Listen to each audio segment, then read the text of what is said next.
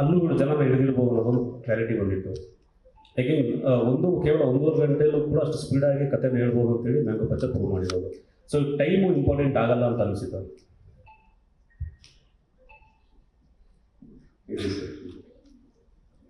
ಅದೇ sir, time important ಆಗಲ್ಲ ಅನ್ನೋದನ್ನ ಪ್ರೂವ್ ಆಯ್ತಲ್ಲ ಅನ್ನೋದು ಸರ್. ಈಗ ನನ್ನ ಪ್ರಕಾರ ಪ್ರೂವ್ ಆಯಿತು ಸರ್. ಟೈಮಿಂಗ್ ಹೇಳಿದಾಗೆ ದುರಂತ ಒಂದು 4 hours ನೋಡಿ ಅಂದೂ ಹಿಟ್ ಮಾಡಿಸೋದಾಗಿದೆ. 1.5 hours ಇಷ್ಟು ಕತೆ ಎಷ್ಟು ಬೇಕೋ ಅಷ್ಟು ಹೇಳಿದ್ದೀವಿ ಸರ್. ಸರ್ ಆಮೇಲೆ ಇವತ್ತಿನ ಇದಕ್ಕೆ ನಿಮ್ಮದು ಫಸ್ಟ್ ಸಿನಿಮಾ ಒಂದು ಫ್ಯಾಮಿಲಿ ಎಂಟರ್ಟೈನ್ಮೆಂಟ್ ಅಥವಾ ಈ ತಂದೆ ಮಕ್ಕಳು ಈ ಥರ ಒಂದು ಪ್ಯೂರ್ ಫ್ಯಾಮಿಲಿ ಸಿನಿಮಾ ಅಲ್ಲದೆ ಈ ಥರ ಡ್ರಗ್ಸು ಗಂಜಾ ಈ ಥರ ಫಸ್ಟ್ ಸಿನಿಮಾದಲ್ಲಿ ಪೆಡ್ಲರ್ ಆಗಿ ಎಂಟ್ರಿ ಕೊಟ್ಟಿರೋದು ಫ್ಯಾಮಿಲಿ ಆಡಿಯನ್ಸ್ಗೆ ರೀಚ್ ಆಗೋದು ಸ್ವಲ್ಪ ಕಷ್ಟ ಆಗುತ್ತಾ ಅನ್ನೋದು ಸರ್. ಸಿನಿಮಾ 1.5 ಗಂಟೆ ತುಂಬ ಎನರ್ಜೆಟಿಕ್ ಆಗಿದೆ, ಎಂಜಾಯ್ ಮಾಡಿದ್ವಿ ಕೂಡ ನಾವು ಕೂಡ. ಬಟ್ ಫ್ಯಾಮಿಲಿ ಆಡಿಯನ್ಸ್ಗೆ ಹೆಂಗೆ ರೀಚ್ ಆಗೋಕ್ಕಾಗುತ್ತೆ ಅನ್ನೋದು ನನಗೆ ಫಸ್ಟು ಅದ್ರದ್ದು ಟು ಬಿ ಆನೆಸ್ಟ್ ನಾನು ಅದ್ರ ಬಗ್ಗೆ ಯೋಚನೆ ಮಾಡಿಲ್ಲ ಸರ್. ನನಗೆ ಅಲ್ಲಿ ಕೊಟ್ಟಿರೋ ಪಾತ್ರ ಬಗ್ಗೆ ನನಗೆ ನಿಜವಾಗ್ಲೂ ನನಗೆ ಅದು ಇಷ್ಟ ಆಯಿತು. ನನಗೆ ಪಚ್ಚ ಅನ್ನೋ ಕ್ಯಾರೆಕ್ಟರ್ ಇಷ್ಟ ಆಯಿತು. And as it is a good valid point family audience. But also at the same time ಒಬ್ಬ ಹೊಸೊಬ್ಬ as a youngster coming in ನನಗೆ ಆ ಒಂದು ಬ್ಯಾಕ್ ಆಫ್ ದ ಮೈಂಡ್ ಆ ಒಂದು ರೆಸ್ಪಾನ್ಸಿಬಿಲಿಟಿ ಏನಾದರೂ ಹೊಸದಾಗಿ ಮಾಡೋಣ, ಏನಾದರೂ ಡಿಫ್ರೆಂಟ್ ಆಗಿ ಮಾಡೋಣ, ಏನಾದರೂ ಒಂದು ವಿಭಿನ್ನತೆ ಇರಬೇಕು ಆ ಕ್ಯಾರೆಕ್ಟರ್ ಲೆವೆಲ್ ಹೇಳೋದೇ ನನಗೆ ಅದೇ ಕಂಡಿದ್ದು ಈ ಸಿನಿಮಾದಲ್ಲಿ.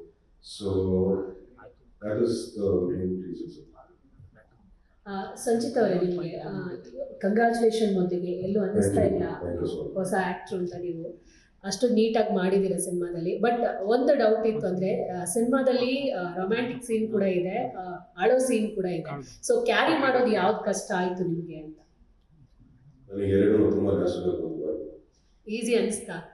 ಈಸಿ ಅಂತ ಅದು ಗೊತ್ತಿಲ್ಲ ನನಗೆ. ಐ ಕಾಂಟ್ ಸೇ ಅದರೆಲ್ಲ ಇಲ್ಲ ತುಂಬ ಸುಲಭ ಮಾಡಿ ಅಂತ ನನಗೆ ಖಂಡಿತವಾಗಿ ಹೇಳೋಕ್ಕಾಗಲ್ಲ.